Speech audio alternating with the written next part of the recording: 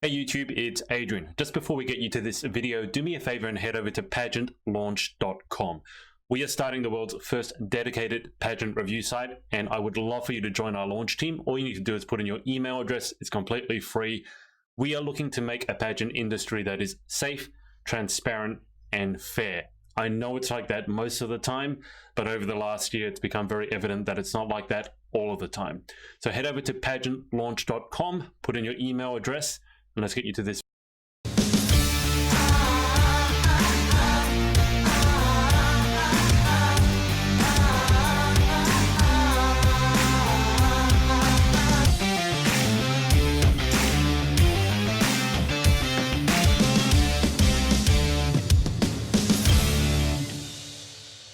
I just looked at my face.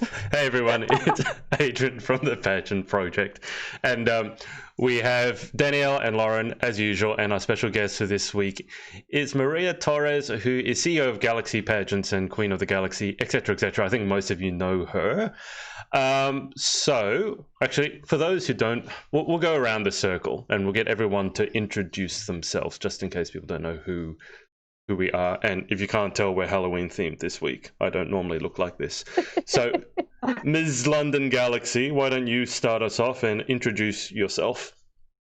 Hey, so I'm Danielle Latimer. I'm the current Ms. London Galaxy at the moment. And yeah, I've been in pageantry for about 10 years or so now. So probably a little bit too long, but still having fun, still running with it. That's me. Yeah. It's never too long. Lauren, what about yourself? Can you introduce yourself? My name is Lauren Parkinson. I have my sashes here, so I don't need to explain much. But I'm humble brag, yeah. Just, I was going to say, that's a lot of sash. You don't have to introduce yourself. You just have to bend down so we can see past the Mickey Mouse ears. I am the future Miss Belleza Latina, just if you can tell. This is going to be the longest ongoing joke, is you trying to get into Belleza Latina. Maria, so when are you going to let Lauren in? What else does she have to do? She's dyed her hair apparently dark, so she looks a bit more Latina. She's wearing the t-shirt. What else does she have to do? Have a blood transfusion? I know. I think I might just have to adopt her and just give her that. Just give her that name. I'm coming for the ambassador next year. Yeah. So let's go to Maria. Maria, for the 1% of the audience who doesn't know who you are, can you please introduce yourself? Hi, Maria Torres, founder of the Miss Belleza Latina International Pageant and the owner and CEO of Galaxy International Pageants, as well as Junior Miss. Very, very cool. And guys, I can see a ton of you are watching. If you have any questions or you just want to send a joke our way about how horrible we look or how fantastic we look, then do that. This is supposed to be interactive. I hate themes. Yeah, so as it turns out, the two of us who are crazy enough to try themes are on the top of your screen, and the two ones who are basically Ebenezer Scrooge when it comes to doing this stuff, the bar humbugs, are at the bottom. Lauren had to be persuaded to put on ears, and Maria is wearing Halloween-themed eyeshadow, whereas I got this mask which is smelling like something died in it, which might be me if I don't. I also can't drink or something. Why do we get the bah humbug? I spent like half an hour doing my damn makeup. Okay. All right. So Rebecca Jane Everson, Rebecca is Ms. Galaxy Europe, Maria, right? Yes, she is Ms. Galaxy UK and newly crowned Galaxy Europe because she was first runner-up. Yeah. So she's on, and she said, Maria, you look fantastic, with lots of hearts. So she's sucking up to what you. about the rest of us? I'm getting there. I'm getting there. Okay, so she's then said Danielle, Lauren. I need to tell you the punctuation. So Danielle, Lauren, and then ... Adrian. You all look great too. We get one heart, and I get dots before it, so I feel like she doesn't really mean it. Sandal Taylor has said, you ladies look beautiful. Yes, I do look beautiful, Sandal. Thank you for noticing. Okay, so guys, again, if you have any comments or any questions, especially for Maria, then put them in the comments below and I'll pass them on, because they can't see the comments, or they look on their phone. I'm sure they can. But I want everyone to catch us up on what they've been doing since last week. And in Maria's case, she'll catch us up on basically everything that's happened since Galaxy. And she just announced the dates for Chicago next year for Galaxy International, which is super exciting. It's a day after my birthday, Maria. You know that? 27th of July. Stop! We're gonna have to celebrate in Chicago. Well, I'm trying to work out, when I fly there, I can't remember if I gain a day or I lose a day. Because if I lose a day, that means I'd actually lose the 26th, because I'd leave on the 25th and get there the 27th. So does anyone know if I gain a day or lose a day going from Australia to... Go Chicago. You gain a day. You gain a day because you're 17 hours ahead of us. So That you means- gain 17 hours. Yeah. So you'll fly back in time. So if I play my cards right, that means I can have my birthday twice.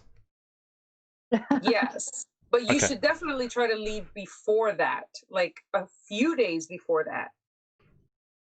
I'm planning the same with Galaxy UK. I just need to work out what I'm going to do with those few days, because I don't want to just fly over for one night of a pageant or something like that. That would be slightly crazy. Yeah. You can Okay. hang out with us. Yeah, we'll sort that out. Okay, so Danielle, why don't you catch us up with what you've been doing since last week, apparently, apart from tying a sock to your head? Yeah, in case anyone wondered what these were, these are actually socks that I just stuck to my head. Since last week, so Tuesday night was Miss Teen GB, and I saw Imogen hand it over, which was super emotional. For you guys that know Imogen, you know there's not a dry seat in the house when it comes to her. So I watched her hand over, and then back to work for me. And then on Friday night, I attended Julia Morley's 80th birthday party, which was incredible. Right. There was about 700 people there in the Grosvenor House Hall. It was amazing just to celebrate everything she's achieved. It was amazing to see so many Miss Worlds in one room. It was just like mental. And we had a good knees up afterwards, a good dance, good boogie on the dance floor. Me and Vanessa got down and boogied. And then on Saturday, I attended my first ever curve pageant. That was amazing. The atmosphere in there was electric. The support was fantastic. I had a really great time. And then on Sunday, this was my service Sunday, which I started, which I announced last week to you guys. So this Sunday, I hung out with my little cousin, and she reached out to my auntie saying that she wants to get out into modelling, and my auntie asked me if I would help her. So I said, of course I would. We arranged for it to be this Sunday. We spoke about modelling, her ambitions, come up with a game plan to get her signed. Went out and took some pictures, and then we attended Zara Naughtley's cake and tea charity event as well. So we went and supported that, and Rohanna came to that as well. So yeah, it was a really lovely day. And that was kind of my week. That's busy. Busy week, yeah. That just kind of sounds like a normal week in your life, though, right? Yeah, I don't like to stand still for very long. Yeah, that doesn't surprise me. I don't know about anyone else, but that's like, yeah, no, that's a normal week for Danielle, not a busy week. Yeah. What was I going to say? So, yeah, Imogen, you talked about a lot of things there. Gee, that really is a compressed week. How many Miss Worlds do you think there were at the... Sorry, I can't stop touching this bloody thing. How many Miss Worlds do you think there were there? I think there was probably around about 13, 14 Miss Worlds there previously. Right. Yeah, a lot of Miss Worlds. That would have made a great photo. It was, yeah. They all got together on the dance floor, and there was a photo taken. So I'll try and find that. Actually, I didn't really take many photos though. I think I was just too busy enjoying myself. That's okay. That's a good thing. I think sometimes to put the phone away for a bit and just enjoy yourself. Okay, so that's a manic week. Miss Parkinson, what have you been up to apart from booking flights to Thailand? It's a secret. No, I'm joking, it's not. Well, it's too late now. So for me, I think it was some night this week it's kind of all merged into one, but I met with a business mentor who goes to schools and does talks with young people wanting to give them a little bit more of a boost. So we met up and went through strategies for my Beauty with a Purpose project. And yeah, we just kind of bounced ideas off each other and just up and kind of started the initial research for my project, just so that I can get a lot more information than needed. And then Thursday I went and got braces from Zara. I haven't got them in now, that you like take them in and out. And then I just worked hard. Saturday was a busy day working, and then got sick. Today I'm really sick. Well, that's not good. You look good for someone who's dying. No, my throat is like. Oh no. Okay, so don't talk more than you have to. You've had a pretty busy week then. So with the braces situation, can you eat normally, or are you drinking everything through a straw? It does hurt. Like if I have them in and then take them out to eat, it's like that initial, like, I don't know if you've ever had braces, like that pressure in you. It's like that. So it's kind of like soft foods for now. Yeah. No, I still have braces, but they're behind my teeth, so you can't see them. I remember what the pain was like. 3 months, so it's not too bad. It'll go fairly quickly. Yeah. Okay.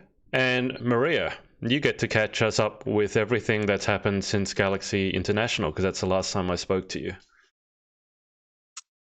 Yeah, so basically starting to get all the planning done for 2020 and release the dates, like you said, last night. And we're working on a new crown, just because where I had them done, the factory, they just keep coming back really horrible.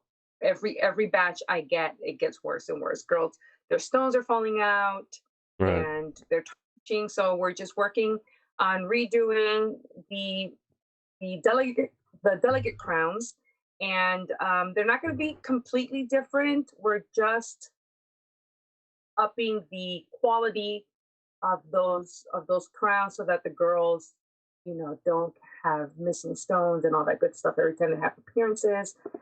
So that's really important to me. And just pretty much getting ready for, next year, and doing some events with the queens I have here that live near me.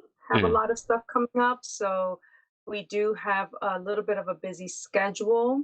And then getting ready for training in the UK that I'm super excited about. I've already got quite a few girls that have contacted me for training. So I have a pretty flexible boss, so I can take time off whenever I want. Hang on, who is your actual boss? It's you, isn't it? Yes.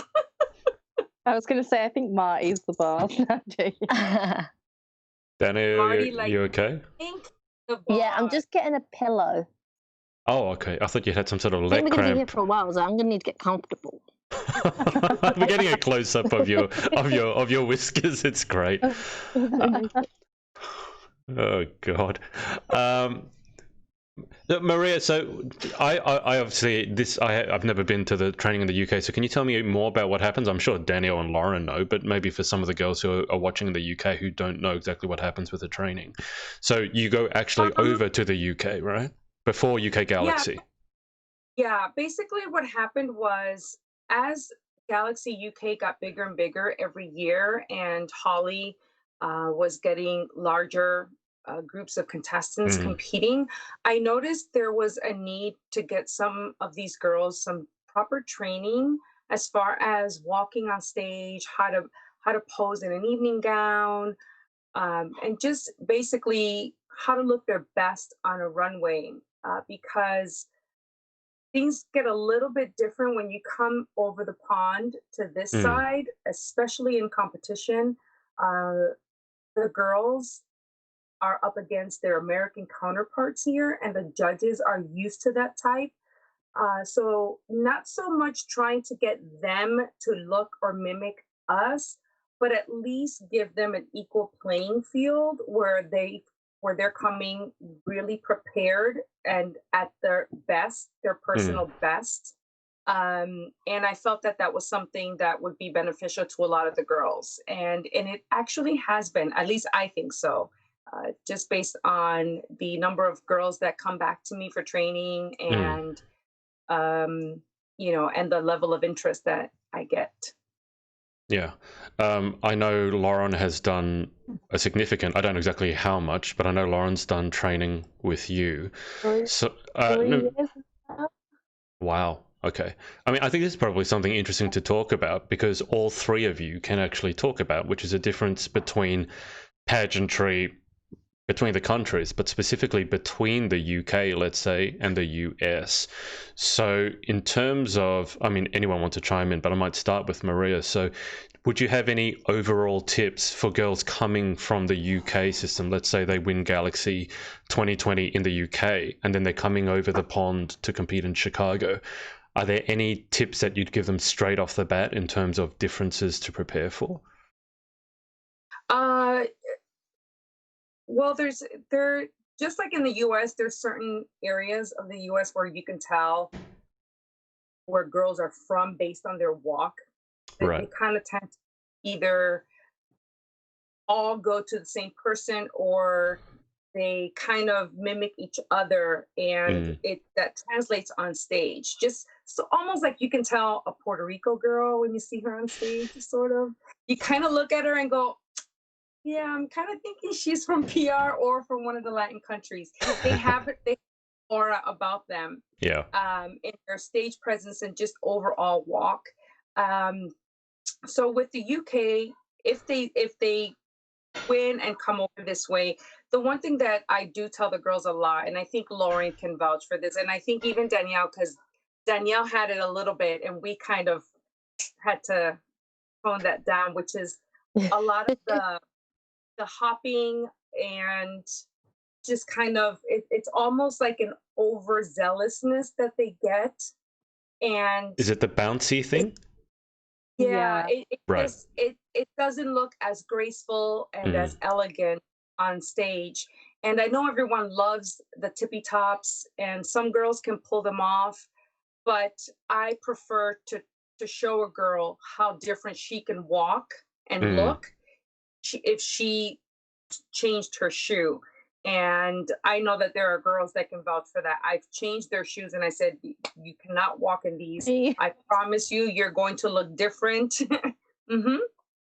Yeah, the first time I met with Maria, I brought my Marc Dufangs and she went, no. So I went on Barry, bought a £20 pair of shoes, and they were great. So yeah, I don't know if this is disclosing the secrets of the trade, but what in the £20 pair of shoes, what enabled you to walk better, Lauren? Was it just the height? So I just found with the Marc Dufangs is they were very light on the feet, so you weren't really like being able to ground your step. Whereas when we bought these £20 ones, they were a lot shorter, a lot more sturdier, and they like the Marc Dufangs only touched the floor on a certain position, whereas the other shoe touched it on the front fully. Right. And the heel wasn't as skinny. So it just gave you a bit more control over where you were stepping. Maria Joanna Johnson has said that you're the best trainer with a heart. Thank you. She's been. Lauren, can you give us more of an idea of the training that you've done with Maria? Because you've done a lot, obviously. And actually, I don't think I told Lauren this, but I put up a post probably a month or so back on Instagram asking people to tag the queen who had the best walk. And I've got to say, out of the responses that I got, you actually had the most. There were that's cute. All that to Maria. More than a few who nominated yourself. So can you tell us about the training you did with Maria? So me and Maria met in November 2016, and wow, that was in the old dress studio. And then we met again in March, just before Galaxy in 2017. Also November, we trained as well when I came to your house. And we also Skyped up until Galaxy Internationals. Like every Friday, I'd go to a studio, Skype with Maria, and we'd go through everything. And then it's just like before Grand, we Skyped again. Before UK Power Pageant, we Skyped. Like most of it was Skype because obviously it's hard to come back and forth. Yeah. But every single time Maria's made a trip to the UK, we've just gone through things and just tweaked things here and there. Or maybe if I haven't practiced, Maria's like, right, you've lost that a little bit. You need to work on that. And it's just been like a good, well, it's coming up to 3 years now of just constant, just picking up on things and just improving things, working on turns and trying new things for on stage, something a little bit different. And so it's been a long process. And the difference from before and after, oh my goodness, I was like, what was that walk before? That's what I was going to ask. I mean, do you have any videos from before you started training with Maria? Because I'd love to see the before and after. Maria's got a before and after. Yeah, they're posted on the Runway with Maria page.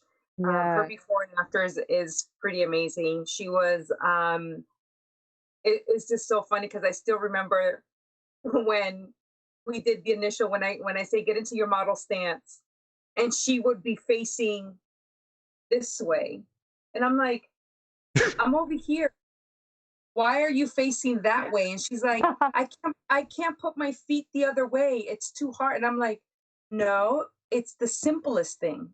And I literally, it took me what? Your mom said, I've never seen anyone able to fix her in 2 minutes. You did this in 2 minutes. She could not do this before, and now she could. Now she can. I just have it drummed into my head. 1, 2, 1, 2, 1, 2. What is the 1, 2, 1, 2? Is that the step? Is that the walk? Yeah. It's going to the pace in your head, not the pace of the music. Oh, right. Okay. Were you walking too quickly before or too slowly? I think if you walk to the music, you can either go too quick or too slow. If you walk to your own pace, you're on your own timing. Yeah. Right. So girls tend to follow the beat of the music. And what happens is that if that pace changes, or as they're walking and they're getting to a spot, they tend to go fast, and then they try to slow down when they get to that little spot where they want to turn or pose. So what happens is that it gives the impression that you lost your step or you lost count, and you're now trying to find your spot. Okay, right. Yep. So when I train my girls, I teach them to keep a count up here, so that as they're doing this, no matter what music is playing, no matter where they stop, no matter where they pose, they will always look like they are on. Yep. And it helps. It really does. Yeah, and every girl could be different. I might have a different count or different pace for another girl, because it could be based on how long her legs are. It could be, how wide I want her to take her stride, or how short I want her to take her stride. So everything is tailored to the specific girl. It's not something that is always the same. Everyone needs to walk like me. Everyone needs to walk like me, and this is what you're going to learn. No, every girl I teach based on her natural ability and her natural way of walking. We just enhance that. So I can teach 10 different girls how to walk 10 different ways. That's incredible. As a guy not ever having paid any attention to how he walks, it's amazing to see. It doesn't surprise me though. It's amazing to see how nuanced it is, because when I was coaching tennis, it was the same. Everyone is different, and in many ways tennis reflects your personality.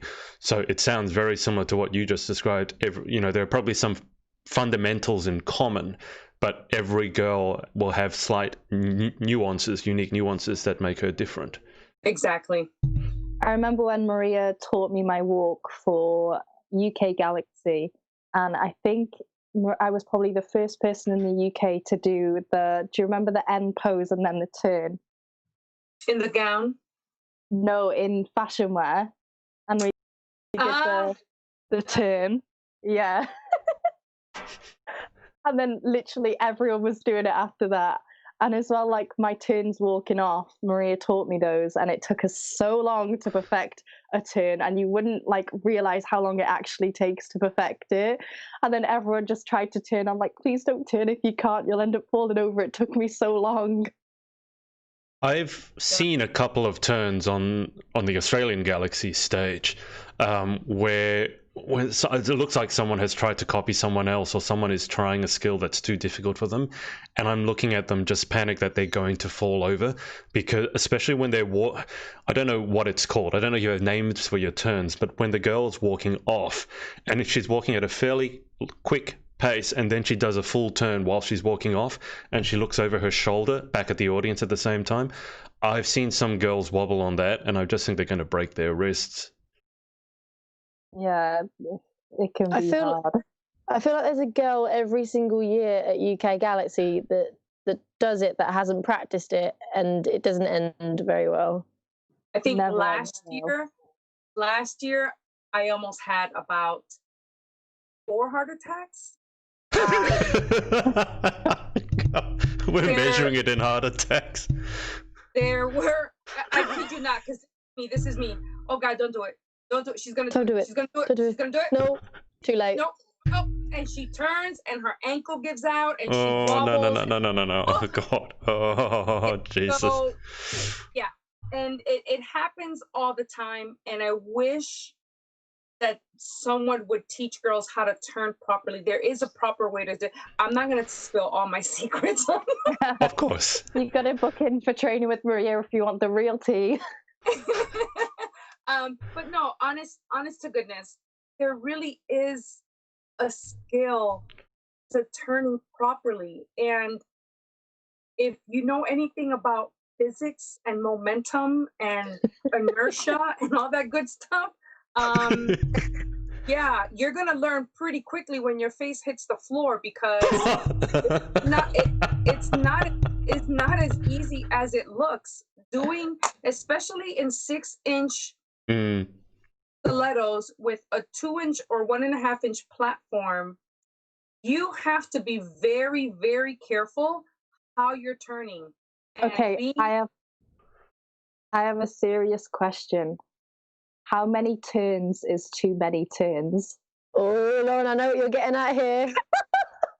Like, I was thinking maybe 5 turns on stage.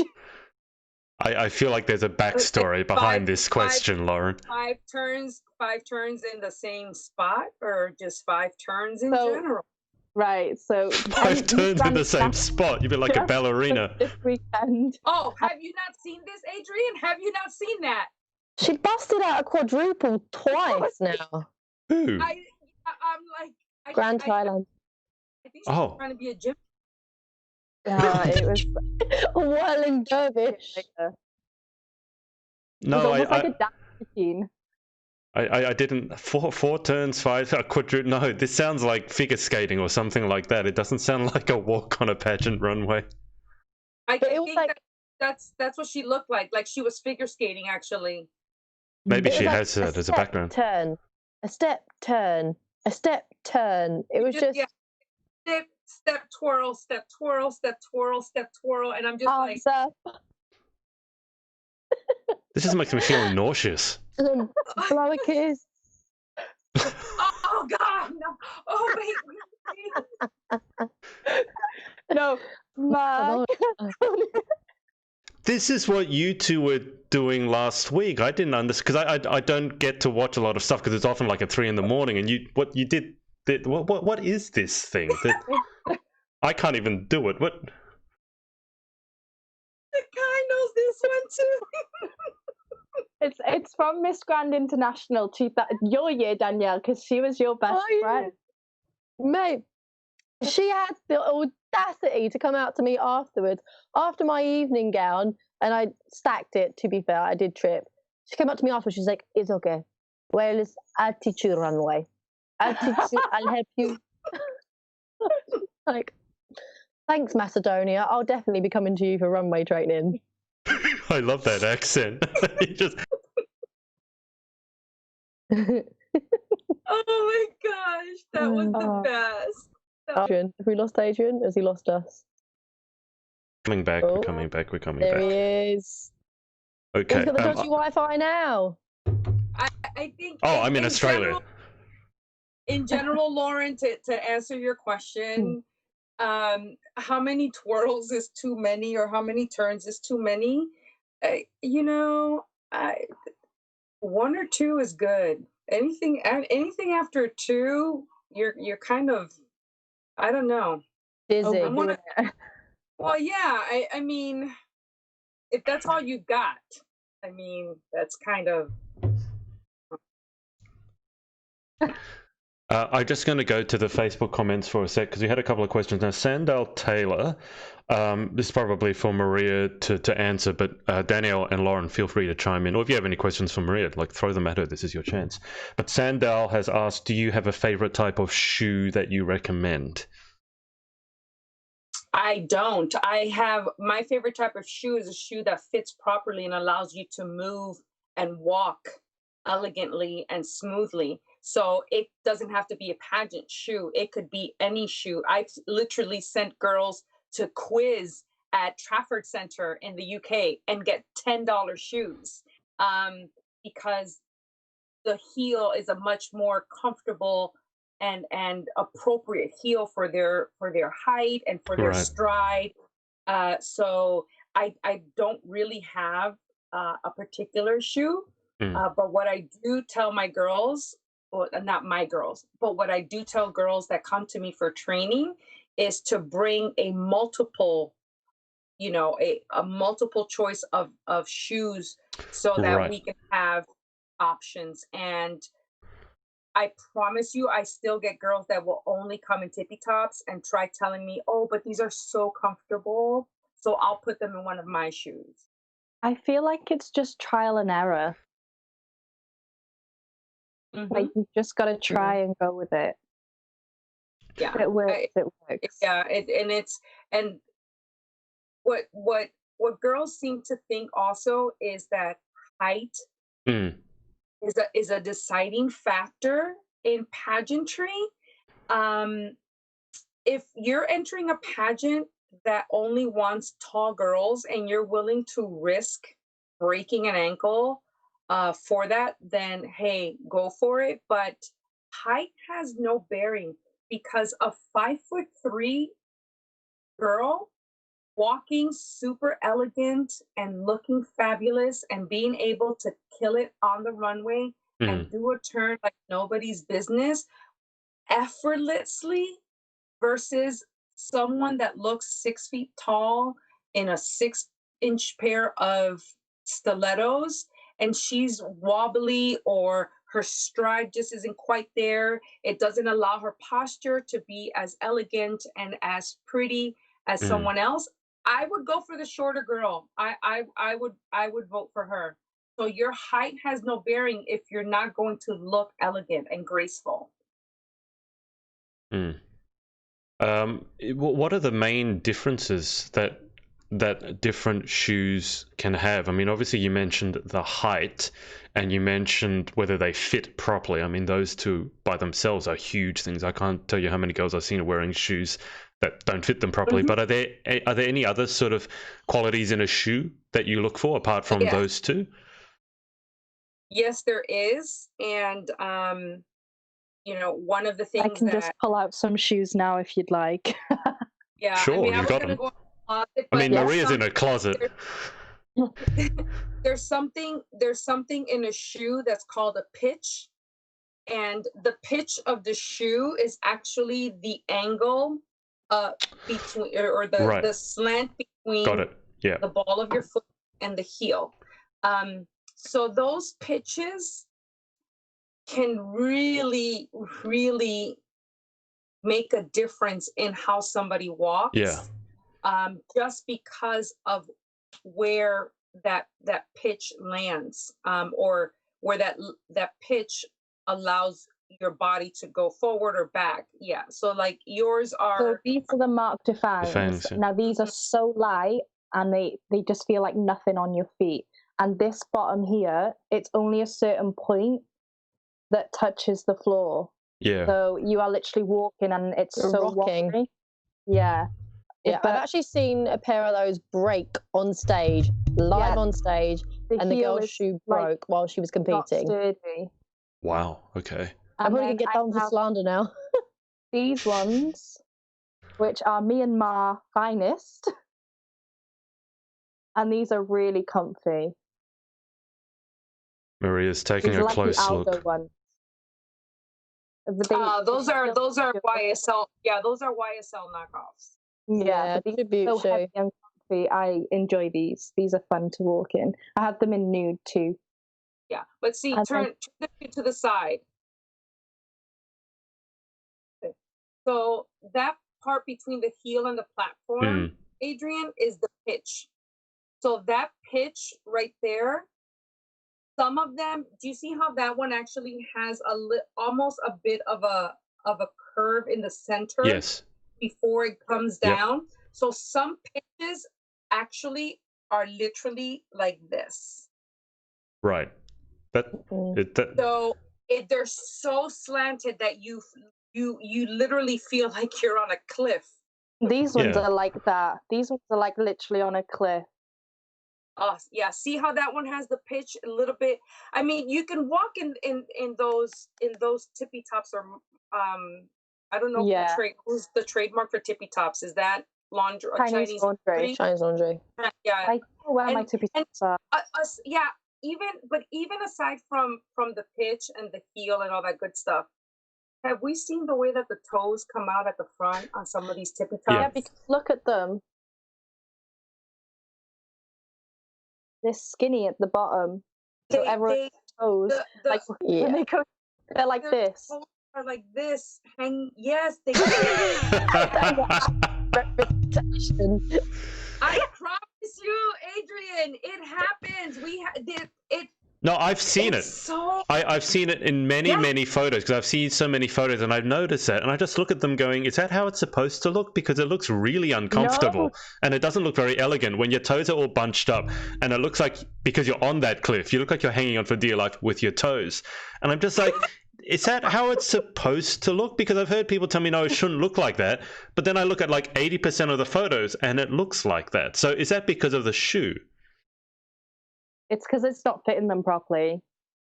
Yeah, it's just because the pitch is so high that it pushes their feet forward. That makes perfect sense. Yeah, so yeah, I can see that. Well, I've never thought of shoes at this level of detail before. I just thought a pair of shoes was a pair of shoes. I'm just... You take your mask off, and I know that it's been itching you for a while. Yeah, I'm kind of resigned to it now. I will take it off in a second. Janima has said, Maria, I'm ready for you to slay my walk again, with a heart.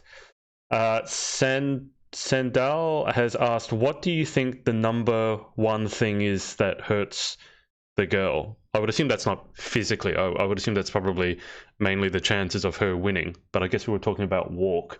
So, Maria, is there any number one thing that you think hurts the girl? No, I mean, I think it depends on the judges that day, their level of, knowledge on walks and so forth, what they notice, what they might not notice. I'm one of those that half the time I'm not even looking at your dress. I'm looking at how you're walking. Right. I'm looking at what I can see at your hemline. I'm looking at, how's your stride, how's your gracefulness, your overall poise, your charm, your stage presence, how you carry yourself. So while sometimes initially a girl might blow me away with when she comes out in something, and I might say like, oh, yeah, wow. But then as she's walking, she can kill it for me. It could be a stunning Leo Amadal. And if you're walking like a giraffe, I'm going to be like, such a shame, like such a beautiful dress. And she can't even carry the dress properly. So I mean, I think it could be any number of factors on that day, different judges, different outcome. So, I mean, I've seen girls fall flat and still win. Yeah. So, yeah, absolutely. Joanna Johnson has said toe hangers with a vomiting emoji. She uses that vomiting emoji a hell of a lot. Leah Wright has said, I hate seeing the toes hanging over. It's awful. She's also said, Emily can't wait till Feb. Maria for her runway training. XX. yay! And a question from Beatrice Alicia. What do you think is... What do you think is the key to exuding confidence on stage? I mean, all three of you could answer this. Yeah, definitely having a pair of shoes that you do not have to worry about. Being up there with a pair of shoes that you could strut your thing, do a turn, and not have to worry about twisting an ankle, breaking a leg, losing your balance.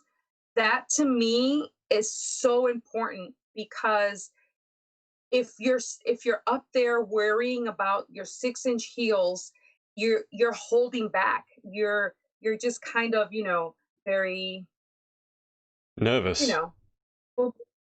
Yeah, and it doesn't allow you to relax. It doesn't allow your shoulders to fall naturally. It doesn't allow you to have a natural stride because you're too worried about tripping or falling in your heels. So that to me is probably one of the, more important things. Lauren, what about yourself? I mean, you've done so many of these pageants. So what for you is the key to exuding confidence? I think it's just knowing your outfit, practicing in it. If you've got like an outfit that's got a really long train, you want to make sure that you're not going to trip over it like I did. So practice makes perfect. And I think once you've practiced, you're going to feel a lot more confident on stage. So I would say practice in all your outfits. Make sure that you know that if it's going to go one way, that you're going to be able to walk out of it and go another way. And I think you're just going to get used to the motion of the dress. Yeah. Kelsey, when I interviewed Kelsey Poulton, she said not this year, but last year when she went over to internationals, Maria, she had her dress altered. I can't remember.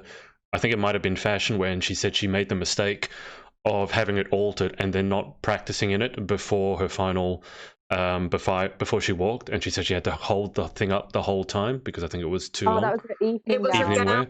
It was her down. Yeah, and she said that was the one big lesson she learned from last year going into this year, was to practice what Lauren said, practice in every single one of the gowns, especially if you have it altered, you need to practice in them.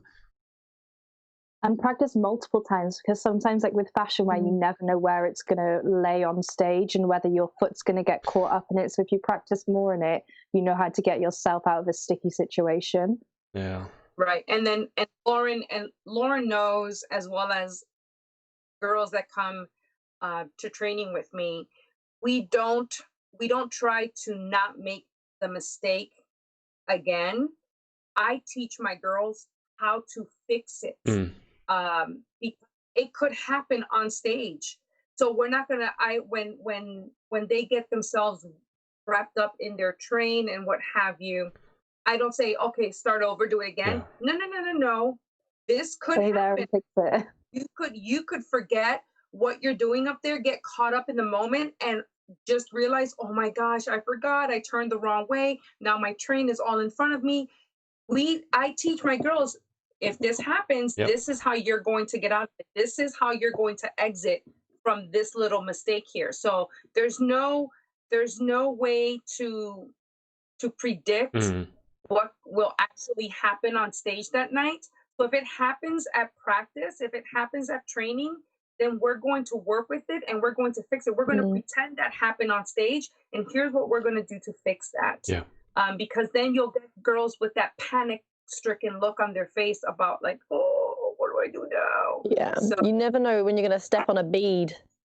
Oh, like I did.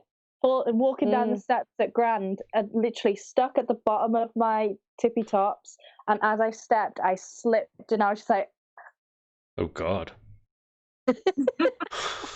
Screen grab. That sounds awkward. It was. But then I thought it's okay because Philippines did the same thing. So if Philippines can mess up, I can mess up too. Hey, we're all human at the end of the day. Danielle, what about yourself in terms of exuding confidence on stage? You've been super quiet, I want to say. You look like you've just been basking in all of Maria's wisdom. I've been soaking it up. And it's so funny because whilst you're sitting there not making any noise, every now and then your nose is twitching, and because of your makeup, it just looks with a little kitty cat whiskers. It looks hilarious. Danielle, you go. So I think it's twofold. I think preparation, absolutely. Practice, I reiterate everything that Lauren and Maria says. Practice in your gowns, practice in your shoes, know your walk, get good training. But then on the flip side of that is enjoy performing, enjoy your moment, soak it all up. You know, you get one shot at this, it goes so quickly. When you're on stage, have a ball, enjoy it, have fun. I think be excited that you're going to be on stage is one of the things that make you exude confidence. Yeah. You know, you can get a little bit nervous, but exhale the nervous energy, and then just when you step out on that stage, become Beyonce. Get up there, own it, have fun. I wish I could do that. Next time I go up on stage, just pretend I'm Beyonce. I don't know exactly what will happen. Literally, I think they were at Galaxy Internationals with that wind machine. Yeah. Do you know how many girls did not go up to the wind machine? They didn't take advantage of it. I would have fully stayed there for 10 seconds just flicking my hair and loving life. I'd Diana Rossed it up. Like, come on, it's right there. Like, just take another step. Come on. Where, I mean, I wasn't there. Where was the wind machine? Right at the front of the stage. Right. And what is it like being in, like, are we talking a fan basically, or is this a wind machine? It's like a big, it's a turbo, it's like a turbo fan. So it's pretty powerful. So the girls were to walk straight down the center and then stand for about 3 seconds while the photographer gets a picture, and then the wind hits them really good. You can see it in some of the videos, clips that we have, but yeah, I know Ms. Galaxy 2020, Crystal Gale, she hit the fan a couple times, and that was great, but not a lot of girls did it. It's so nice when you see like the hair go. Yeah. I know. I feel like if I was on stage with a giant fan, I'd make a beeline for the fan and just stand there the whole time, letting people. Right. Forget all the other spots that you need to pose in. Course. It's just all about the fan. The fan is the most fun part. I would have done my entire thing right in front of that fan. Just everything in front of them. My pose, everything's gonna be in front of that fan. You should have done Q&A in front of the fan. Do your interview in front of the fan, and your hair will be going everywhere. It'll be the most epic interview ever. I was gonna say, like, if you put Crystal, I probably would have just been sweating on stage from nerves that I would have liked the fan just to cool me off a little. In the Floridian heat, you're lucky that Crystal didn't blow away. She's so small. You put her in front of a turbo fan. You're lucky she didn't just blow away back to the back of the stage. No, I have an awesome picture of her, really, and I've been meaning to post it, but the caption is going to be, you know, when you hit that fan just right. That's all in the gale. Yeah. Very okay. Dad jokes. Come to me if you want your dad jokes. I need to find a way with this streaming software to have sound effects, so every time there's a bad pun, I can just hit the symbol sound effects. That was a pretty good one, though. I'll give you that one. Jessica Bart. Maria, wait until internationals next year. Everyone's going to be in front of that fan. You're not going to be able to get people off of the fan now. There'll be a queue in front of the fan. You're not having a fan? We're not having a fan. No. Too many people missed their mark. Now I feel sad. I want to see the fan. No fan. You could have your own private fan in the audience, Adrian. We'll be there going. that wouldn't get annoying at all. Someone just blowing in your face going, I'll be your fan. God. I really want to see that fan now. I'm just going to stand in front of a hairdryer when I get off this and just stand there and pretend I'm in front of the Galaxy fan. Jessica Barclay has said, finally found awesome shoes. Walked in them so well they have overstretched. Hoping the brand releases similar ones soon. Janima has asked, do you think there should be a difference in smile in evening dress to around like fashion wear? I'll throw it to Maria first. Difference in smile between the rounds.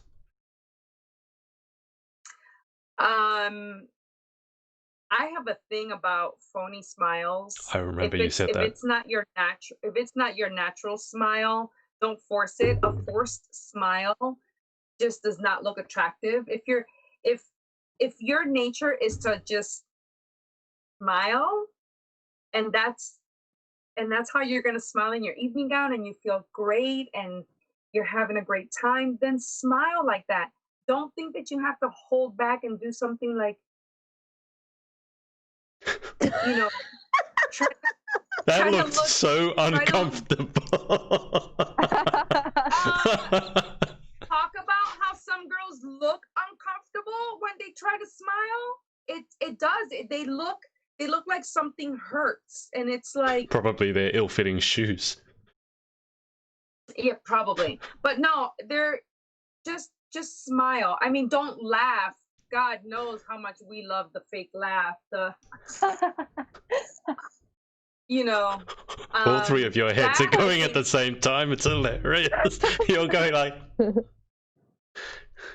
yeah. I call it the catching flies. That one you can leave that. You can leave that smile. Yeah, you can leave that smile at home. But no, if you have a great smile and it's a genuine smile, and you're in your evening gown, that's okay. Smile.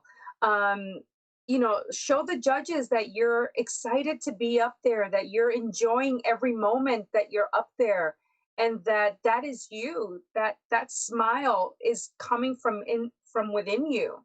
And I think that there's nothing more beautiful than that, whether you're in an evening gown or a swimsuit or a fashion wear outfit.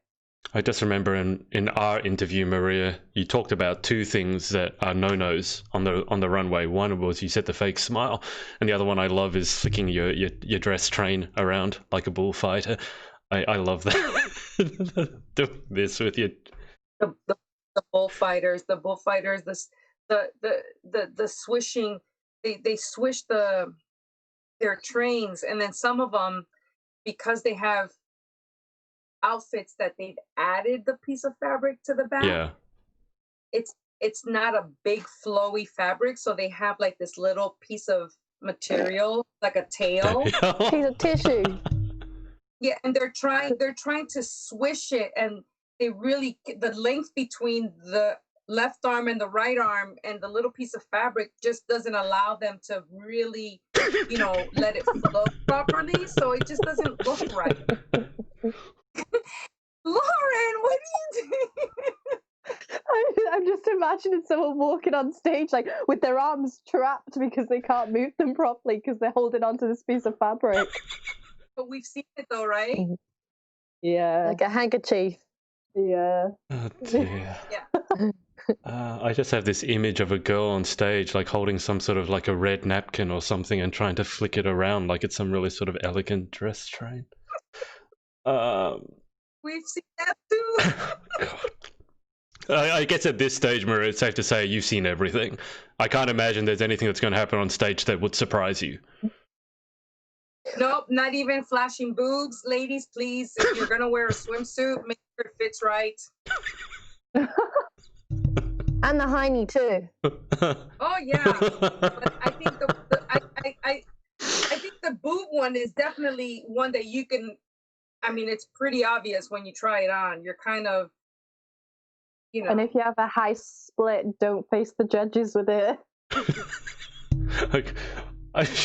I'm gonna. So Maria, just before I forget. So I know that you mentioned to me before that you can do your training over Skype. Is that correct? Yes. Right. Okay, so if people want the training with you either over Skype or when you do go to the UK, what's the best way to arrange that? they messaged me on my Runway with Maria page. Okay.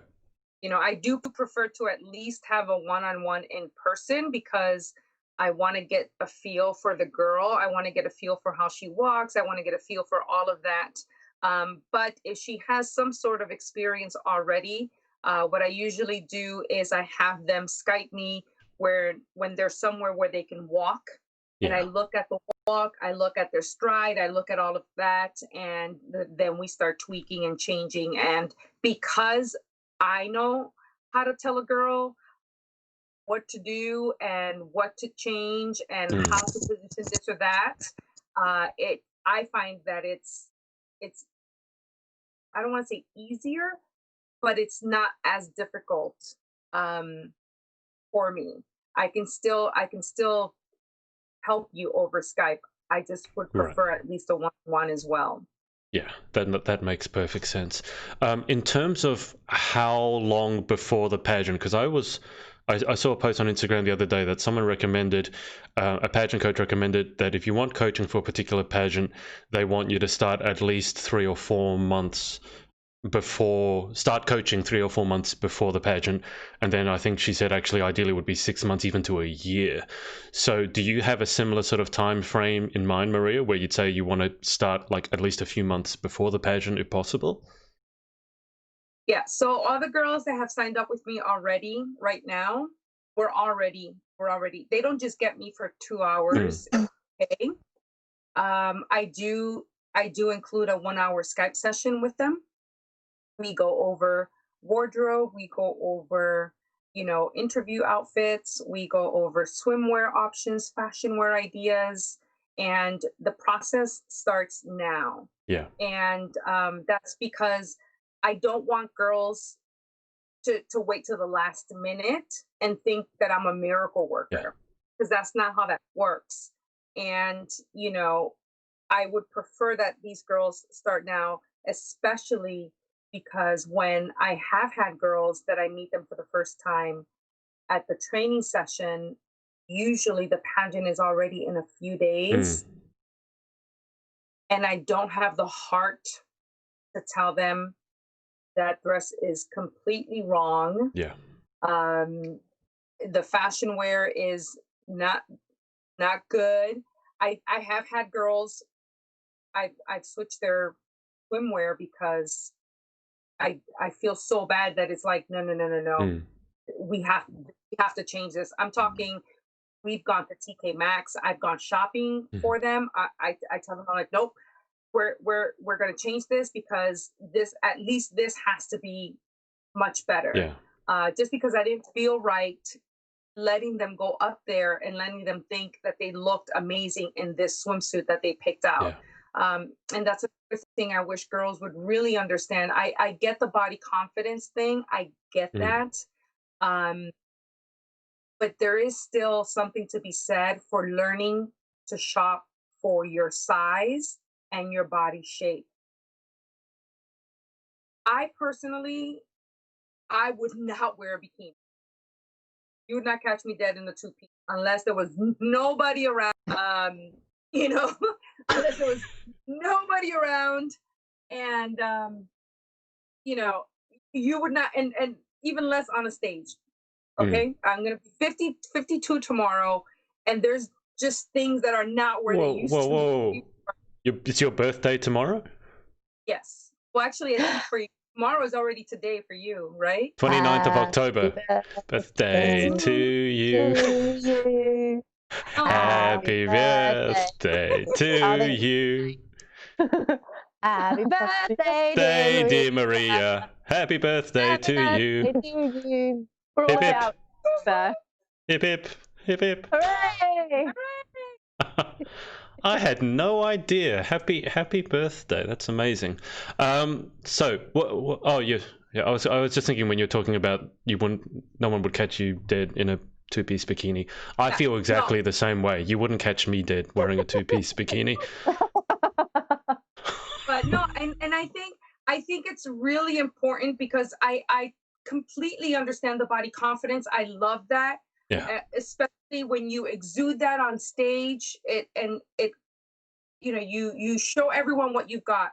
and I love that. But a well-tailored outfit or swimsuit is really important. Last year, one of the girls that came to me, and I know she won't mind saying, or she won't mind letting me say it was her, but Kelly Rowland was actually, Danielle, she was first runner-up in your division.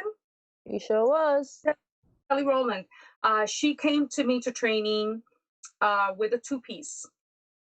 And I happened to bring this one piece with me.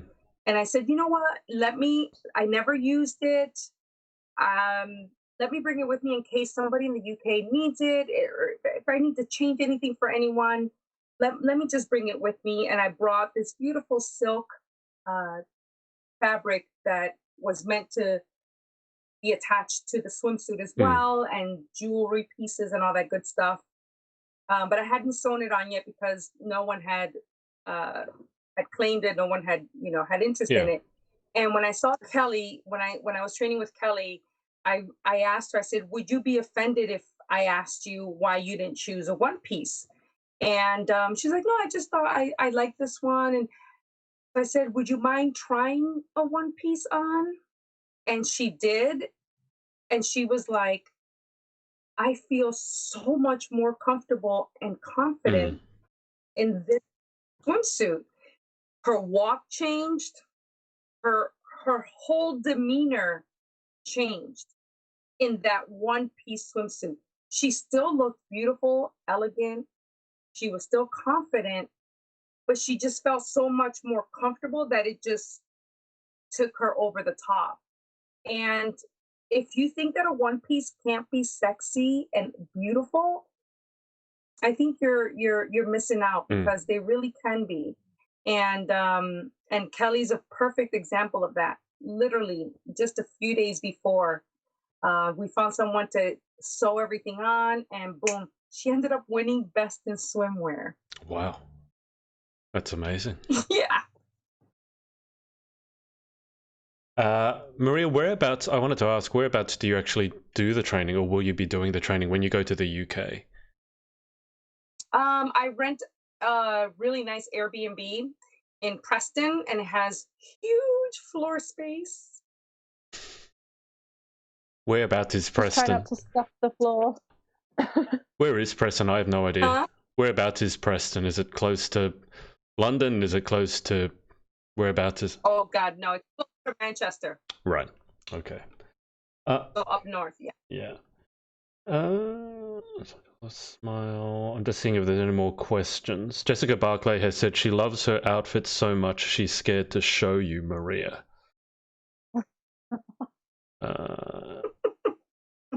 That doesn't actually make sense. It's like, like I know exactly. It makes perfect sense to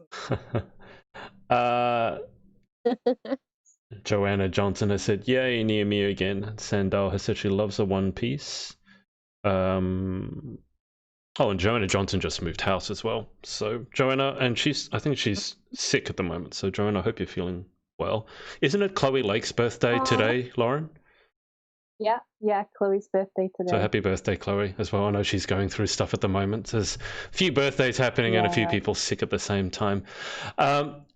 We'll move towards a close because we've already been on for over an hour, and I could pick Maria's brains about this stuff because I've never had anyone. I didn't realize there was so much to know about this stuff. I mean, I knew there would be, but I never talked to anyone to that degree in terms of like shoes and walking. Danielle and Lauren, do you have any questions for Maria whilst we have her on? So I want to know, what is the best thing about being a director and the worst thing?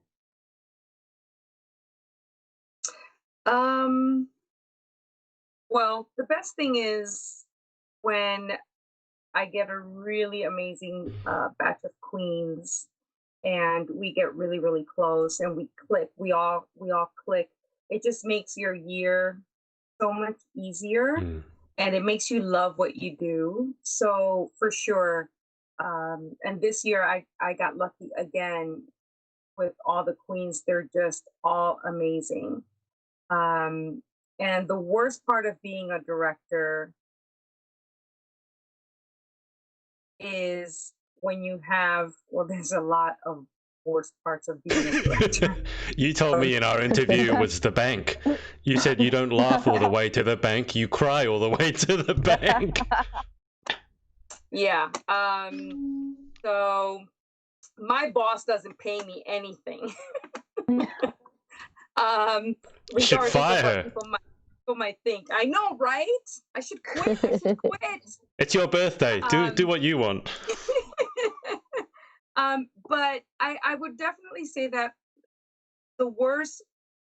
some of the worst things that I've encountered and that it really frustrates me, and only because I work so hard to develop my brand and everything that I do to be unique and to just be sort of like ahead of the game or what have you, is when other people copy everything that I do, whether it's my crowns. I've seen other systems copy my paperwork. They try to copy the floor shot. Stop. That brings me on to my question. Are you doing the floor shot next year? Yeah. Yeah, we had a floor shot in Chicago. Yeah, everywhere we go, well, if there's a floor, there's a shot. Even if we have to lie under the Chicago bean, there's going to be a floor shot. No, there'll be a floor. We did a floor shot at this hotel before, so we will definitely do a floor shot. But yeah, so just some of the downfalls of that is, disgruntled parents and contestants. Again, they seem to think that things are fixed and what have you. I had amazing judges this year. Some of them I've met for the first time. Actually, several of them, I met them for the very first time in Orlando. Renee was one of them from Beauty It's Everywhere. He was one of my judges. It's the first time I've met him.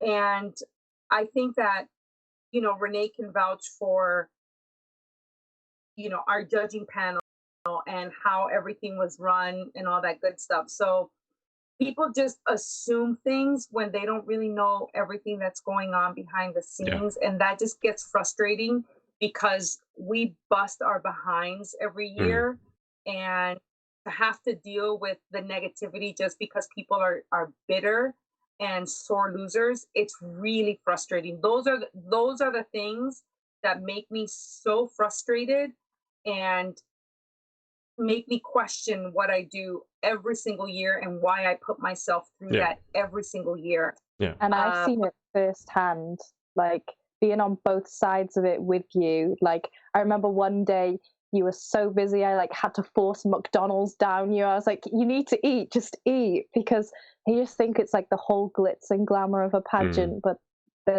it's non-stop. It literally is. You get back to the Queen's Retreat and you're still going through things. So this is what we're going to do tomorrow. It is non-stop and there's no time at all. So people just got to appreciate the hard work that does go into it.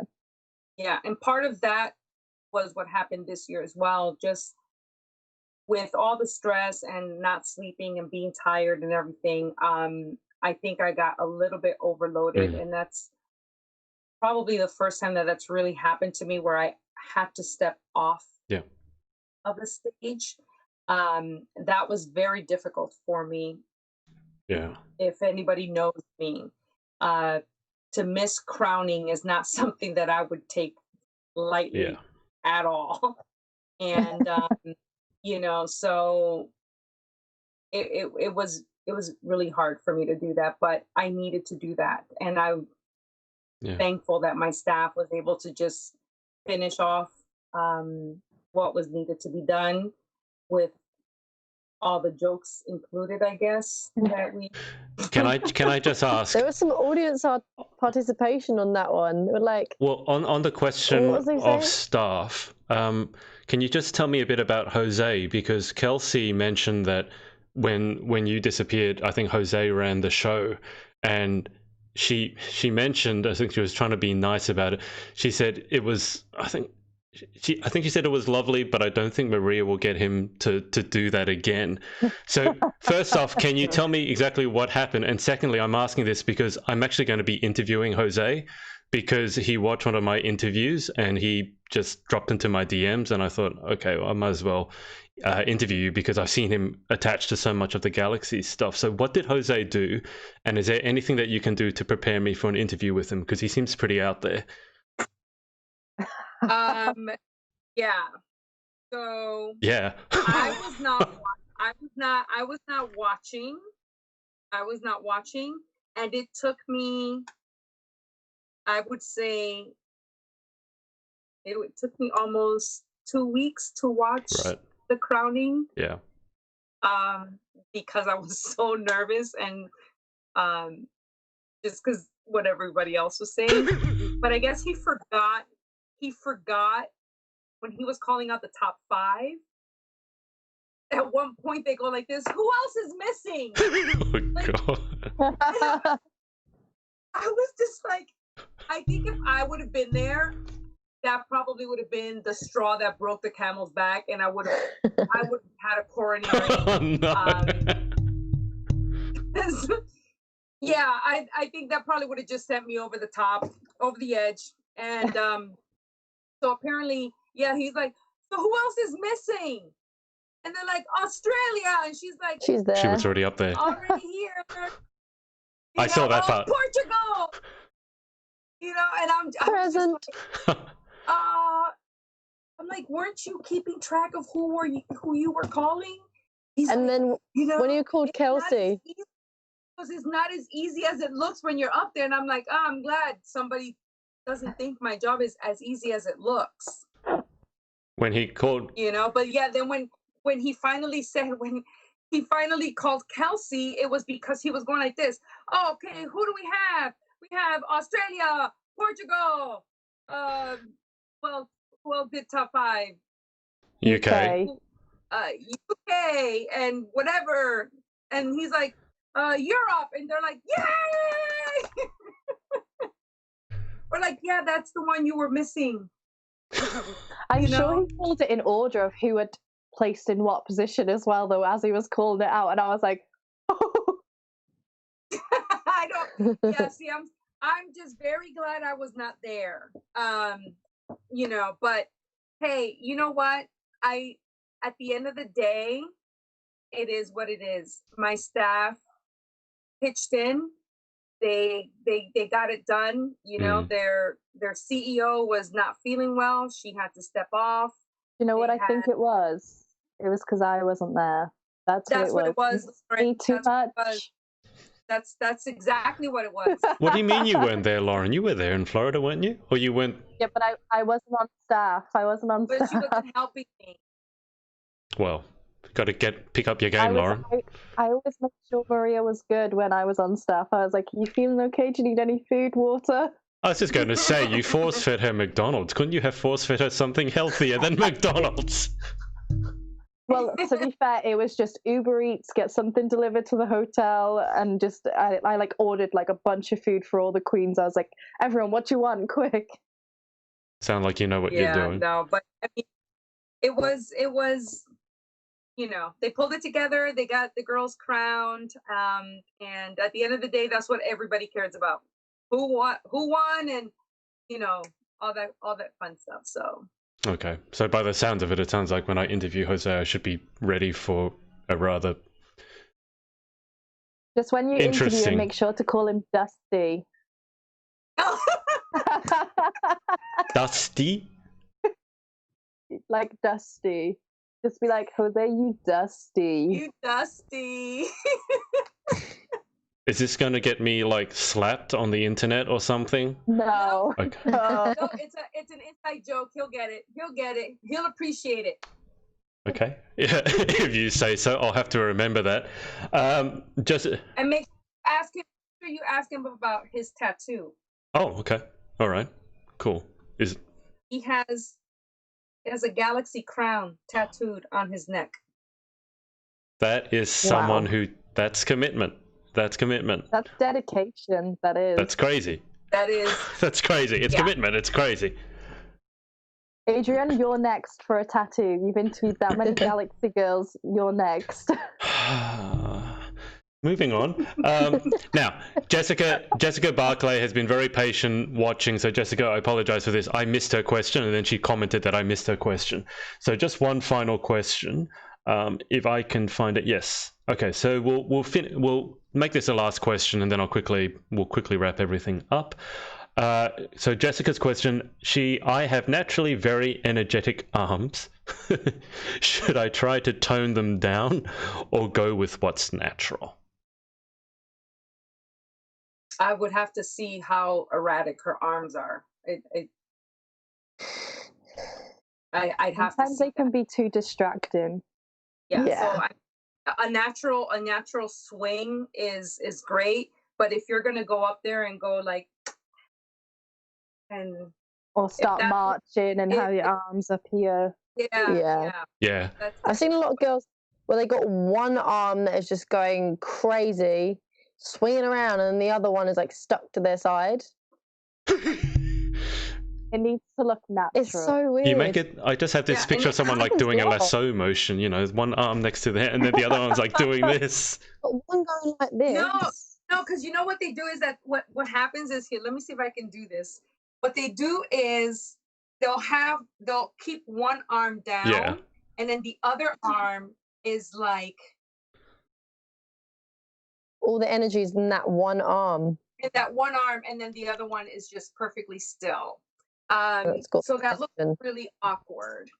But I mean, it's okay for your arms to naturally move with your body. Yeah. That's normal. That's what your body does, and that's the problem when someone who is not as experienced is trying to teach you how to walk.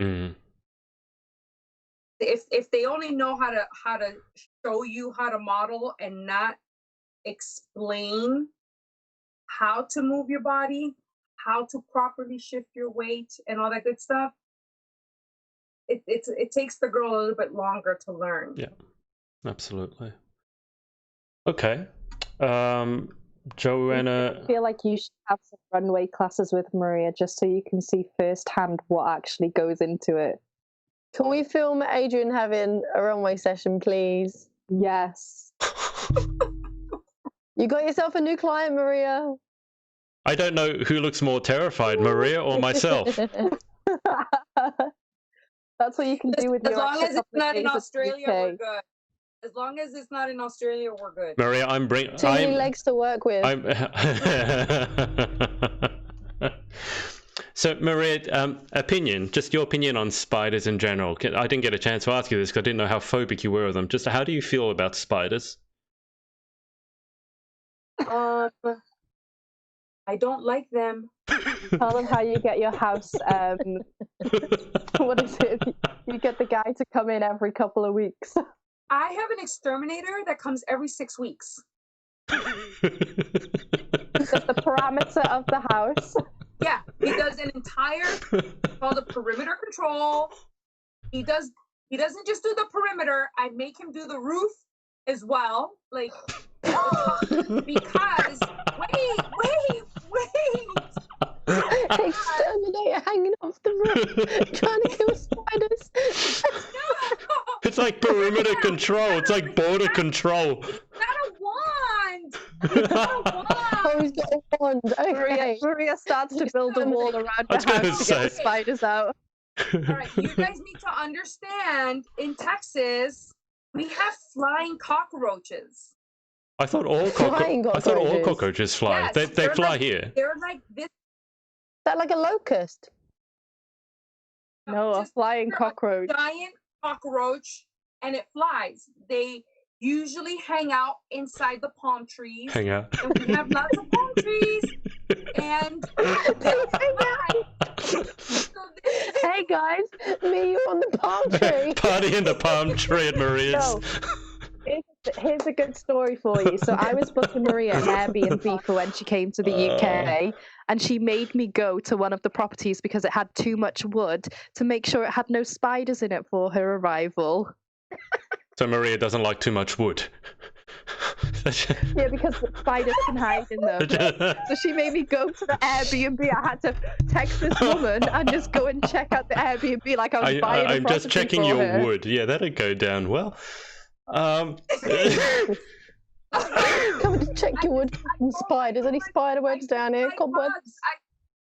I don't like bugs. I don't like bugs in general. We have really big roaches here, so I have the outside of my home exterminated every 6 weeks. I have the inside done every year, the garage, the attic, the inside of my house, and it keeps them at bay. I can't look. I don't know if this ever made it to public, but I think I was watching a science show, New Inventions, and I think it was in Africa where malaria is a very big problem because of mosquitoes. And someone had invented basically a motion detector. So you would surround your property with 4 walls and the roof, and it would all have motion detectors. And literally, if it detected a mosquito, and it could tell the difference between, let's say, a mosquito and a human, if it detected a mosquito, it actually shot it with a small laser and killed the mosquito. That's what you need, Maria. So it sounds like that's what you need, yeah. Listen, I even debated if I wanted the chemical stuff coming out of my sprinkler system.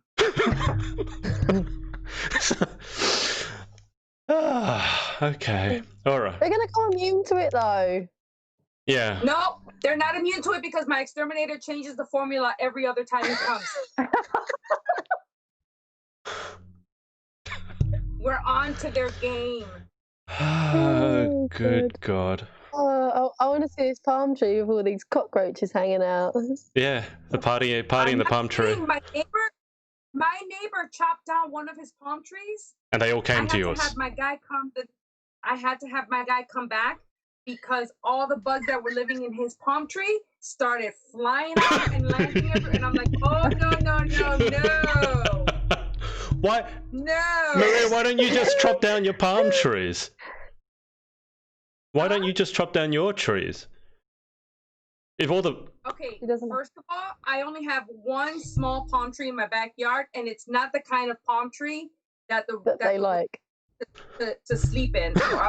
There's actually specific types of palm trees that they like to go in, and I'm telling you. And his palm tree was about, I would say his palm tree was a good 20 feet tall, and it was starting to die. So that's why they had it cut down. Right, okay. And it was like infested. I was like, no. So I had my guy come over. I'm like, so we need like a double dosage. What's the name of your exterminator? I'm assuming you know his name. You must be on a first name basis. Moises, he's on speed dial. Moses. Moses. Mm-hmm. He's parting the sea. Parting the Red Sea. Biblical. Maria's wrath for the bugs does sound biblical. It's like Old Testament stuff. I'm telling you, I promise you. I always joke around like this, but I tell all my friends, I'm like, listen, if there's a choice between paying the light bill and paying the exterminator bill, the exterminator's gonna get paid. You're gonna be sat in the dark. I was gonna say, if you drive past Maria's place and you see her in the dark, you know why. It's because she paid her exterminator bill. She paid Moses to part the Red Sea. Now we have no electricity, but it's worth it. But I won't have any big bugs in my house. Now I understand why you don't want to come to Australia. Would you rather? Huh? Crowns or no bugs? No bugs. Over crowns any day. Okay.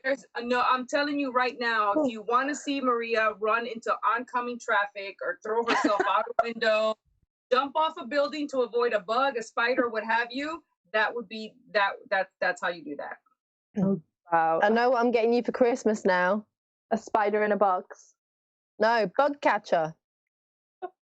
No, I think she just needs a mallet by the sounds of it. One with a really, really long handle. I had a Just get Cora. I don't know. It's not fun. Well, I don't know if this would work for you because you might have to get too close to the bug, but I used to have a tennis racket here. I don't know if you had them in the UK or the US, but it was a novelty tennis racket and it had a battery in it, and you would swat a bug with it, and it was like a bug zapper, and you'd swat a fly or something and it would buzz and it would kill the fly. Yes. Yeah. I know exactly what Okay, you're talking but the about. problem was here in Australia, some of the bugs are so big. I just wanted to see what would happen. So I went and swatted. It was kind of like a giant cockroach flying in the air. And I went to swat it, and it buzzed and buzzed and buzzed, but it didn't kill it. And it ended up flying at me and chasing me because I had zapped it and basically just annoyed it. So I don't... but I just said... Pick your battles, Adrian. Pick your battles. I would have died. I would have been dead.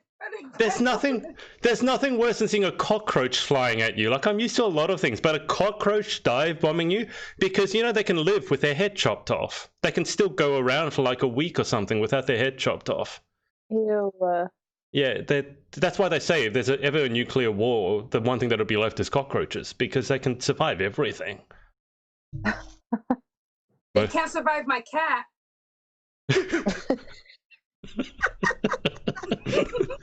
I just have this picture of you now going around. Nuclear exposure. The cat catches the cockroach. No, Cora, Cora's good. She's my little hunter. If they make it past the chemical barrier, she'll get them. Then you'll just hear Maria going, "Get it, Cora! Get it, Cora!" Oh my God! Be like, hurry up, Cora, before it flies! Oh my God! I would die. I would die. And the problem is, so I have something called cataplexy because I have narcolepsy. If you don't know that, fun fact, I have narcolepsy. So with narcolepsy, there's something called cataplexy, and it was what happens is that you lose muscle control. So I will faint, or the best way to explain what happens. One year, a locust landed on me. I was in San Antonio, Texas, and my girlfriend was trying to find the best way to like not tell me there was a locust on me. And I see her kind of like looking around, and I'm like, "What's wrong?" And she's like, "Nothing." And I'm like, "What?" She's like, "No." And I'm like, "Oh my God, is there a bug on me? Oh my God, is there a bug on me?" And she's like, "Just please don't look down." Of course I'm going to look. And as I look down, there's this ginormous grasshopper thing. And I kid you not, this is all I remember doing. And I went, boom, down, over. It's sort of like fainting goat syndrome. You know how you never go and it tips over?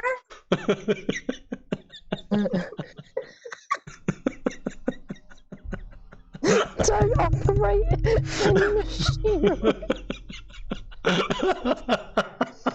in grassy areas.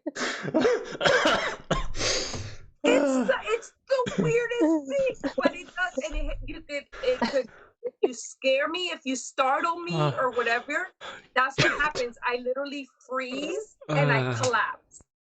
So, I'm just trying to think back now if I scared you before. Huh? I'm just trying to think back now. I'm sure I've scared you before at your house with Addie. Ariana thinks it's hilarious. She's like, yeah. "Oh, watch. My mom, like, she'll freeze. Her eyes will go like really big, and then she can't move. She thinks it's funny." Okay. So maybe I shouldn't bring the practical jokes over, because you sound like you would just faint on the spot. So I literally, like, I kid you not, it is a death. Like, that's why I'll never go to Australia. I'm like that with snails, though. I have an irrational phobia of snails. And if I tread on one, I will pass out. Oh, that's not I've good. eaten snails before. They're tasty. They're so slow. Like, snails don't do anything. I was going to say, like, a snail won't chase you. It's irrational. The snail's not going to fly at you, but yeah, no, I hate snails. No. There is a backstory to this. you could even Holly's ask looked at them.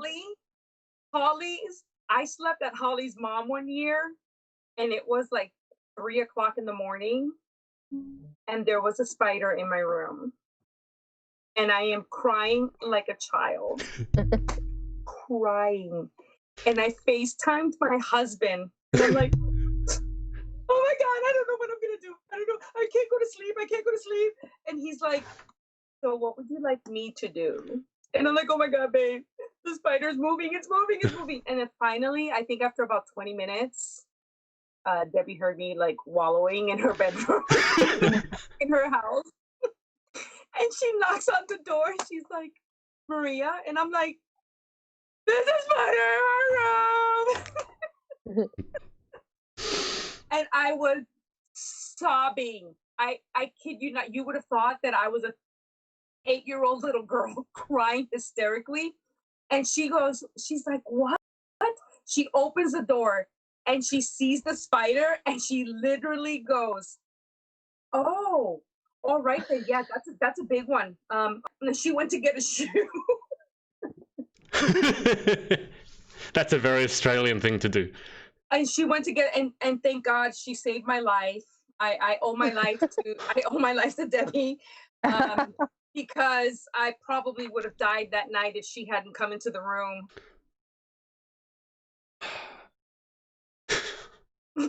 Have you heard my spider stories, Maria? I saw your spider story. I nearly had a stroke with your coffee.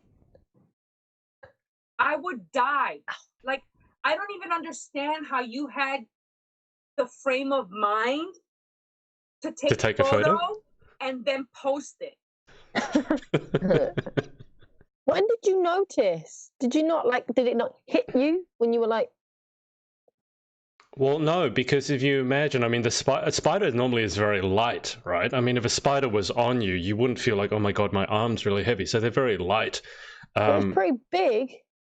Yeah, but it's still very light. So it was just kind of floating.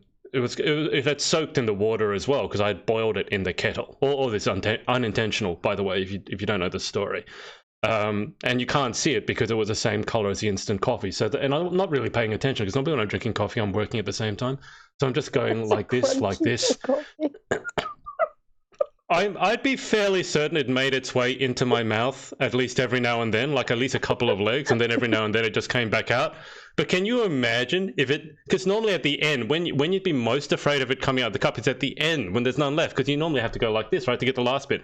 So it's normally at that time when it would just go probably straight into your mouth, and then you'd be like, "What's that?" And it would spit it out, and they're like, "Oh my God, there's a spider in there."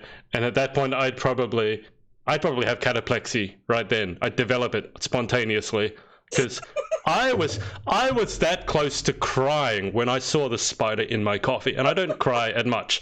I'm just looking at it and realizing what had happened, going, I've just drunk, because I took about half an hour to drink that coffee, so it had soaked. It was more like coffee, a spider soup.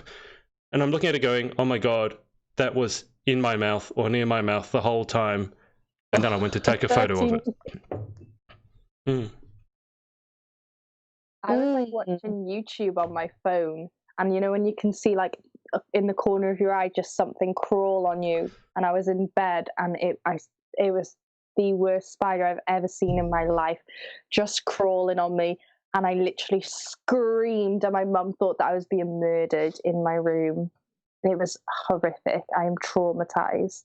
And now I'm so scared. I have to check my bed like with the torch on just to make sure there's no more spiders in my room. I don't even understand that. I guess everyone acclimates to whatever they're, to whatever they grow up within with. reason. So sometimes, you're like, oh, yeah, the spider, yeah, we get them all the time, or what? No, I cannot. And like Lauren said, I will not rent a place that has wood beams in the apartment. If it has excessive wood, anything, I will not. A wood floor is okay, but all this wood beams and barn stuff or what? No, that's not going to happen. And yet Maria stayed in a barn conversion when she came. Oh, the house in Wales? Yeah. I know, but we didn't have that. It wasn't like all woodsy beams and stuff like that. Nice. It's very nice. No, really nice. And it was, no. But yeah, no. I got to take the girls all hiking and it was fun. Yeah, so nice. But yeah, no. I can't. I think if your fear really is that bad, I don't know if it was, because a lot of people say they're afraid of spiders and you never know exactly how much. But if it actually really is that bad, you probably don't want to come to Australia, because then you probably will be taking every step, like worried that there's going to be a bug somewhere nearby. And that's the thing in Australia, you do kind of get used to it. Like if there's a spider out there, be like, oh yeah, there's a spider. I mean, ideally it's not on your face when you wake up, right? But for example, there will often be spiders like crawling along on the roof, and I'm used to it. As long as it's not near me, then that's fine. But one time, for example, I went out to I went out to the car one day, and I opened the car, and I just saw at the corner of my eye this thing moving on the roof of my car, and I looked at it, and it's a big spider, right? Like probably, I don't know what you guys say big, but it's a couple of inches long, and I'm like, oh, that's it. I don't want it to go in my car, because then I'm driving with a spider in my car, and even I don't like that. So I quickly get in the car and close the door. Keep it outside. It then goes down the front windshield, and it stays right in the middle of the front windshield like this. And I'm like, I would have put my wipers on straight away. Well, I started driving, and I was hoping that I could, blow it away, and it was just staying there really stubbornly. So I start driving faster, and you see it kind of hanging on. So at this point, I'm like, okay, I didn't want to use my wiper because I thought I might injure it. I'm just trying to blow it off. So I used my wiper. It got stuck under my wiper and then was spread all over my window. Oh no, that's gross. Exactly, right? I didn't want to do that. So, but that's usual for Australia. That'd be like not to not exaggerate, something like that would happen probably once a month at least, where you just have a random encounter with a spider. Yeah, so wherever I was headed, I would not be heading there. Like, I would be calling. Maria would get out, bomb the car. I couldn't go anywhere. You're going to call Moses. Moses, meet me at my car. There is no way no how I would have, and I would have done I probably would have taken something 10 feet long and tried to smash it, beat it. Like, no, sorry. Just gonna say, like a baseball bat, and just smash the window of your car. But at least it'd be dead. No, you'd miss the spider, smash your car, the spider would run away. That's the thing. Well, at least it's gone. I think a grenade would be better. I'm that girl that would torch her car if the spider got. I was gonna say, I think you'd just buy a new car. Yeah, I would never. Okay, so where there's one, there's more. It probably has a brother, a sister, a father, a mother, something, a cousin somewhere. No. Okay. I'm good. No, thank you. I've been looking at the clock. We've been talking about spiders for 40 minutes. Crystal Gale has said hello, everyone. Hello, Crystal. Hey, Crystal. Hi. What we'll do, just to wrap this up, we took a slight spider detour, but Daniel and Lauren, I'll get you guys to let the audience know what you're doing between now and next week, and then Maria probably can let us know what she's doing for the rest of 2019. So because we don't know what next time we'll speak to her. So Danielle, what have you got planned in between now and next week? So Tuesday to Friday, it's good old work for me. I work for a luxury gym, so those that get harassed by gyms know that this is a very important time for me towards the end of the month. So I'm going to be working 12-hour days, which is great. And then on Saturday, have Jessica Barclay's quiz nights. So hopefully tons of people will attend that and get loads of money raised. I don't actually have a team yet, so Jessica, you might have to partner me with someone. Lexus flaring up now. It's partner you up with someone. Got to partner me up with someone. And then on Sunday it's Yemi. So young international. Oh, cool! Young European. Is it? That's the one. That's the one. Yeah, I can't remember. On Sunday. Okay. And then I think I'm volunteering Sunday morning as well, working over at Walthamstow Marshes, doing a bit of conservation work over there for my Sunday service before I head up to Yemi. Perfect. Okay. Good luck with that. I love the Sunday service idea. Lauren, what have you got going on for the next week? Well, I would have been planning for my friend to make a trip over here, but now it's turned into me trying to book a flight, find accommodation, pull some money out of somewhere, and yeah, I'm off to Thailand. And then I think, well, I've got most of my research back now from my survey, so it's just going to be putting that into action, getting that into spreadsheets, and then sending that off to schools, and hopefully getting my project up and running and start heading into schools after, because they're on half-term break in Wales now. So when they go back to school, hopefully getting a few of those organised and ready to go. So yeah, it's like full steam ahead with pageanting. Amazing. Okay. And Maria, yourself, apart from getting Moses in. I don't know where to begin. Moses, the party in the tree with the cockroaches. Apart from all that stuff. I've already had my monthly treatment. He was just here a couple days ago, so I'm good to go. What's coming up for me is well, tomorrow's my 52nd birthday. So that's right. I'm going to go out to dinner with my daughter, Ariana. I thought you were going to say with Moses then, treat him for dinner. Marty, my husband's out of town, so I won't be able to see him tomorrow, but he'll be back on Wednesday.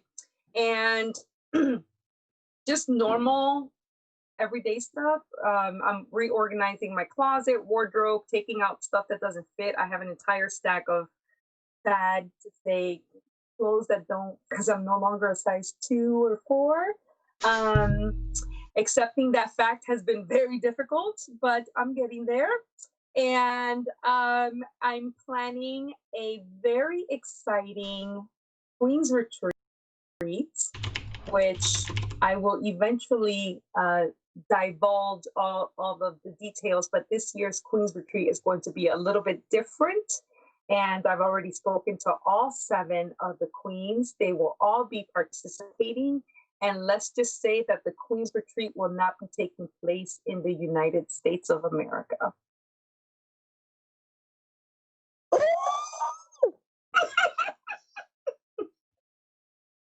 I'm assuming it's going to be somewhere bug-free. Oh, I've not been to this place, but it better be bug-free. Otherwise, no, we're going back to America. Pack your bags, we're going back. Everyone's going to Maria's house because it's been exterminated. I'll go to Scotland, freeze my tush off. At least there's no bugs. Bring Moses along as well. He can be the 8th queen. Yeah, you don't need a bodyguard. You just need Moses to come along with you with his spray wand, and every time there's a bug, just... I'm telling you, I should have him bottle that stuff up for me. You're going to spray it on yourself like perfume. It's... God. You know? But yeah, so that's sort of what we're working on. The girls are going to be busy over the holidays. We have parades coming up and lots of events. So we're super excited. All my queens are keeping busy. They're doing such an amazing job. We're excited about Philippines coming on board. Yesterday, Maria Andrea had a huge welcoming I saw that. In her town.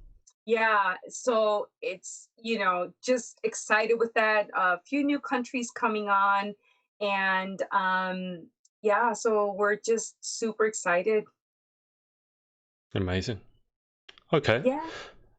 As for myself, in terms of the pageant stuff coming up, I've got an interview it says Saturday 10 a.m. UTC. So 10 a.m. on Saturday UK time, I'm interviewing Miss World Wales, Gabriella Jukes.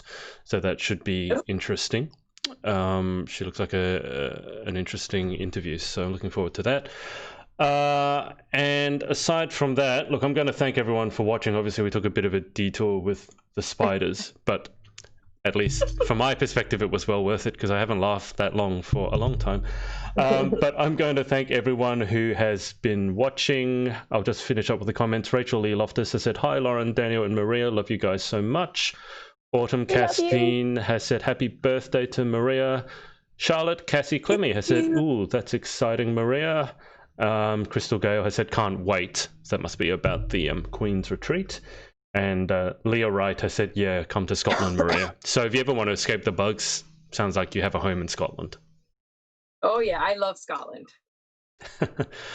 All right, I'll keep you guys on for just a minute longer whilst I finish up the theme. I'm going to thank all these. My brief is in. I'm going to thank all these lovely ladies for their time. I'm going to leave the audience behind, and we'll speak to you next week. Bye. Bye. Hey guys, it's Adrian again. If you like this video, make sure to like and subscribe, and remember to head over to pageantlaunch.com and join the launch team for our pageant review site. All you need to do is put in your email address. Thanks, and speak to you next time.